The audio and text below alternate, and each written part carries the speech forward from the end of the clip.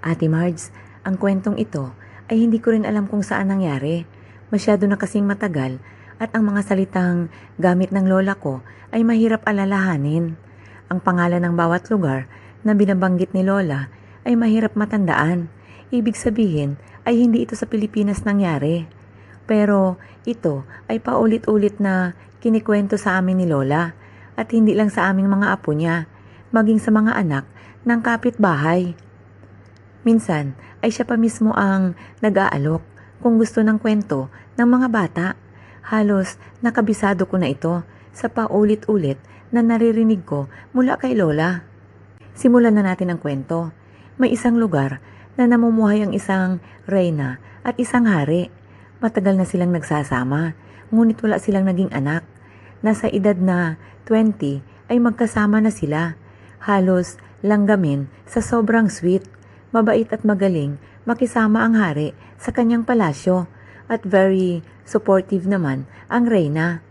At lingid sa kaalaman ng reyna at hari ay may isang babaeng anak ng tauhan nila ang matagal nang nangangarap na maging reyna. Ang kamalas-malasan lang, walang naging anak ang mga ito. Ang hari at ang reyna ay mahigit ng 50 years old, samantalang si Yana, ang anak ng tauhan nila, ay 22 years old lang. Habang nasasalamin ang reyna at nagsusuklay ng buhok, ay napatitig siya sa kanyang mukha. Malaki na pala ang ipinagbago nito. Wala na ang mga malakamatis nitong kutis. Wala na ang makinis nitong balat. Para na siyang pinaglumaan ng panahon. Lingid sa kanyang kaalaman, ay matagal na palang nasa likuran niya ang hari. Kinahapunan ay nagpatawag ng pagtitipon ang hari sa palasyo at sinabi nitong may sasabihin siyang importante. Inaanyayahan ang lahat. Pilit namang tinanong ng reyna ang hari kung para saan ito. Sinabi ng hari na sa araw ng pagtitipon na niya malalaman. Wala pa man ay malakas ang pakiramdam ng reyna na tungkol ito sa kanya. Kahit kasi lagpas na ng 50 ang hari, ay makisig pa din ito. Hindi kagaya niya na mas bata siya ng konti sa hari. Pero matanda na talaga siya tingnan. Huminga siya ng malalim. Araw ng pagtitipon, nakaupo ang hari at reyna sa harapan ng maraming tauhan. Nakaupo ang hari sa kanyang trono at nasa kaliwa naman nito ang reyna. Tumayo ito at sinabing magmula ng araw na yun ay tinatanggalan niya ng korona at lahat ng karapatan ang reyna. Pinapalaya niya ito at binigyan niya din ng ultimatum na kailangan niyang umalis ng palasyo sa lalong madaling panahon. At sabi ni Lola Ate Margs, noong unang panahon ay hindi pwedeng kumontra ang reyna sa anumang desisyon ng hari, lalong-lalo na ang mga tauhan lang. Tumayo ang reyna at yumuko sa maraming tao, tanda ng pamamaalam nito. Lingid sa kaalaman ng lahat, ay may mga matang hindi mabayaran ang kaligayahan. Si Yana, ang anak ng tauhan nila sa palasyo. Nagligpit ang reyna, kasama ang loyal nitong tagapagsilbi, at tumuloy sila sa isang bundok na kung saan ay kita ang lahat ng mga tanawin sa baba. Nagpatayo ang reyna ng isang maliit na parang palasyo, at sa kanyang pagtataka, saglit lang siyang umiyak. Ngayon ay mas ramdam niya ang kapayapaan.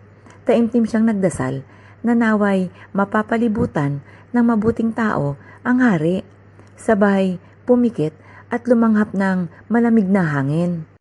Habang sa palasyo ay gumawa ng paraan ang tatay ni Yana kung paano siya mapansin ng hari.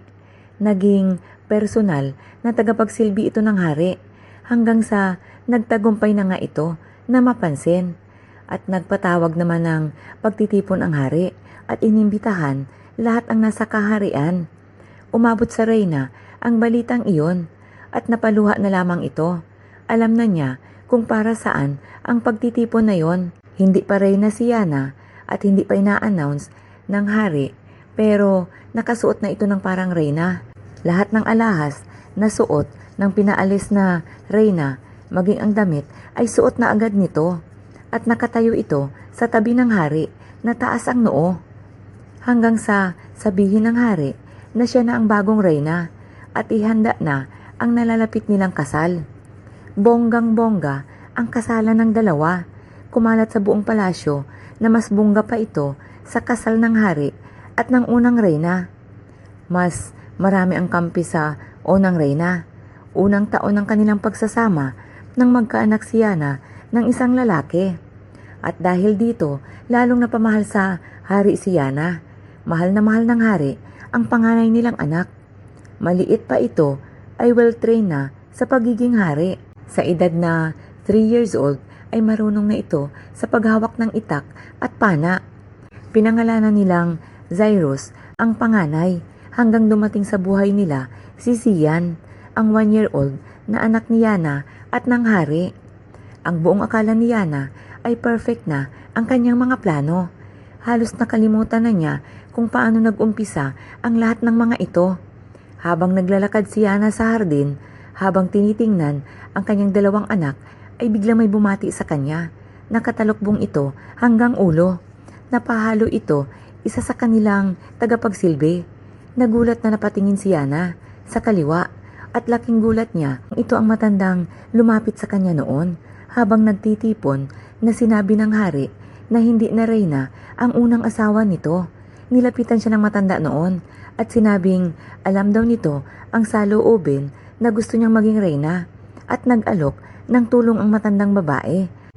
At biglang napadilat si Yana kasi naaalala niya ang kapalit nito. Ibibigay niya ang pinakamamahal niyang anak sa matandang babae. Habang nag-iisip si Yana ay napangiti ang matandang babae. Sinabi nitong malapit na itong maningil. Tumalikod na ang matanda para magbigay ng alak sa mga opisyal ng palasyo. Buong akala ng nasa palasyo ay isa ito sa mga taga-silbi. Naiwang tulala si Yana. Mas malapit sa puso ni Yana ang panganay nitong anak na si Cyrus. At dahil may pangako siya sa matanda, hindi na ito nagkaroon ng katahimikan. Halos hindi na ito natutulog at napapansin ng hari. Tinanong siya kung anong problema. Ngumiti lang si Yana, sabay sabing wala. Lahat daw ay maayos naman. Tinitigan niya ang mga anak niya at napaluha ito. Hindi niya kayang magbigay ng isa man sa mga anak nito.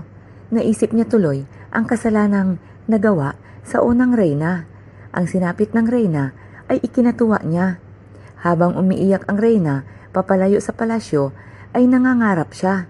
Naisip pa ni Yana na bobo ang reyna, pinabayaan ang sarili. Hindi daw mangyayari sa kanya iyon. Lalo at alam na alam niyang makakamit niya ito dahil sa tulong ng matanda. Ngayon ay ang oras ng paniningil. Dumating ang araw ng paniningil. Biglang lumabas ang matanda sa kwarto ni Yana at nagtanong kung alin sa dalawa ang mahal nito at yun ang kukunin niya. Mabilis na nagsabi si Yana na ang bunso. Napangiti ang matanda at sinabing ang panganay ang kukunin niya at alam niya na ito ang mas mahal ni Yana. Laking gulat ni Yana.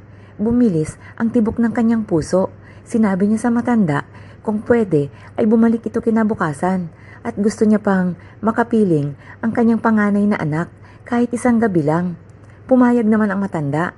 Hating gabi na, gising pa din si Yana. Tulog na tulog ang asawa nitong hari. Hiwalay talaga kasi ng tulugan ang hari at reyna Ate Marge. Lumuluha si Yana hanggang sa kinuha niya ang kumot sa kanyang kama. Ito lang ang naisip niyang solusyon para tapusin na ang lahat. Kinabukasan ay nagluksa ang buong palasyo.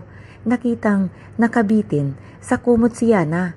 Habang sa bagong bahay naman ng dating reyna ay kitang-kita niya na naglalakad paakyat si Yana sa bahay niya.